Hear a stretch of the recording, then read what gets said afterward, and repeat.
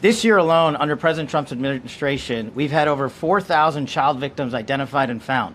That's a 33% increase from the same time period last year. 33% increase.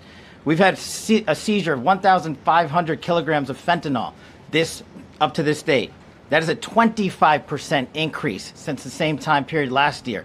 And just to put it in perspective, 1,500 kilograms of fentanyl is enough to kill 115 million Americans. 115 million Americans. Cops are getting after it. The FBI has arrested 19,000 people this year alone. Thanks to President Trump's administrations, that's double than where we were this time last year. And we have also arrested 1,600 people who have committed violent acts against children. 270 of them are human traffickers of children.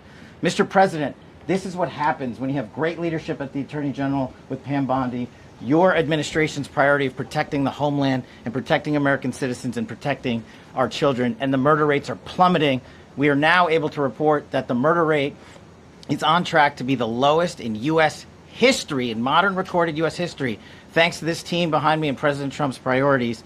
And how do we do it? And what are we going to bring to D.C.? What we did in Northern Virginia, thanks to Terry Cole and Governor Youngkin and the team, we stood up a task force out in my Northern Virginia field office, and we said, let's let good cops be cops, let's get them the intelligence and what they need, and let's get the red tape out of their way, and let's get DOJ partnered up with us to bring great prosecutions, and that's exactly what we did. In 1 month, we arrested 545 violent felons.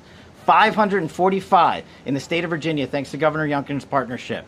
And that simplicity in law enforcement is what's coming to Washington, D.C. When you let good cops be cops, when you give them the intel they need, when you work with our Homeland Security Task Force, when you work with Terry and Gaddy and I go way back to Miami, these guys are great leaders of the respective departments and law enforcement capacities. And when you have the DOJ and President Trump driving behind this mission, we are going to clean up Washington, D.C., and we're going to do it the right way, the lawful way, and we're going to make sure Washington, D.C. is safe again.